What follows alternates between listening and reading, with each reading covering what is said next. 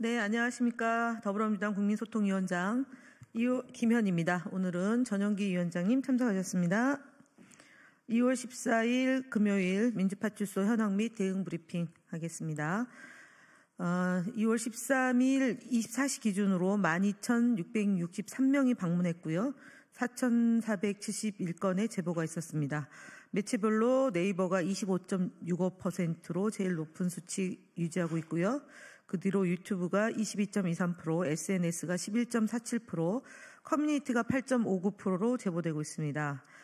주요 제보 내용으로는 이재명 대표 및 민주당 관련 허위 조작 정보, 문형배 헌법재판관 관련 허위 정보, 폭동 테러 동향, 부정선거 음모론 확산 등이 있습니다.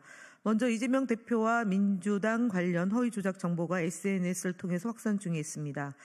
AI 영상 이미지를 활용해서 계엄시 선관위 범죄자들이 체포되었지만 이재명 도움으로 카리브해로 도피했고 판사와 고위 공무원들이 연관되어 있다는 허위 정보가 SNS 유료 광고까지 활용되어 유포된 정황이 포착되었습니다. 또한 주 4일제 시행 시 월급이 반토막 난다. 이재명이 국가를 중국에 바칠 예정이라는 전혀 근거 없는 허위 사실도 유포되고 있습니다. 다음으로 문형배 헌법재판관 관련 허위 정보가 확산되고 있습니다. JTBC 원본 기사를 조작해 유포하는가 하면 온라인 카페에서는 동창 등의 댓글을 음란물과 연결하여 음란물을 댓글에 달았다는 식으로 조작한 정황이 제보되었습니다. 또한 이미선 헌법재판관이 사망했다는 허위 조작 정보도 유포되는 등 악의적 정보 조작이 지속되고 있습니다.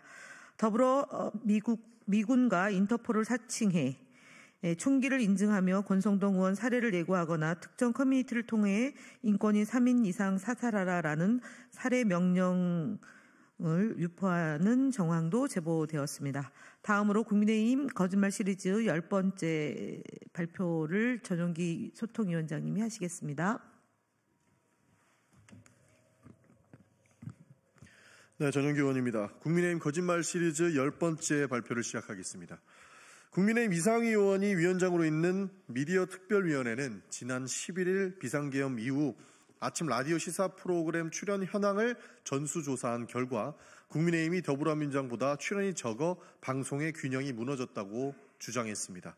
그러나 국민소통위원회가 SBS 김태현의 정치쇼에 출연한 현황을 전수조사한 결과 국민의힘 주장은 사실과 다르다는 것이 확인되었습니다.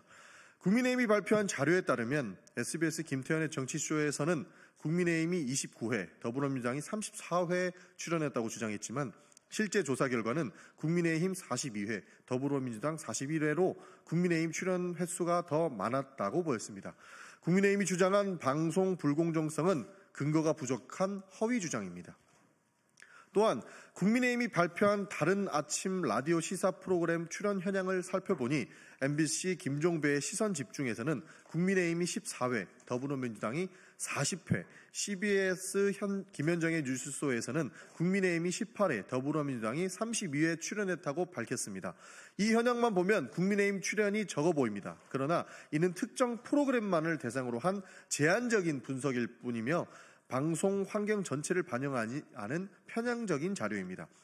국민소통위원회가 지난주 2월 3일부터 7일까지 채널A의 뉴스 탑10, 김준의 돌직구쇼 등 시사 프로그램을 분석한 결과 더불어민주당 패널이 24회, 국민의힘 패널이 17회 출연했지만 보수 성향인 정혁진, 김광상, 서정욱, 이현종 패널까지 포함하면 보수 진영 패널 출연이 28회로 진보 진영의 패널보다 25회나 더 많았던 것으로 확인되고 있습니다.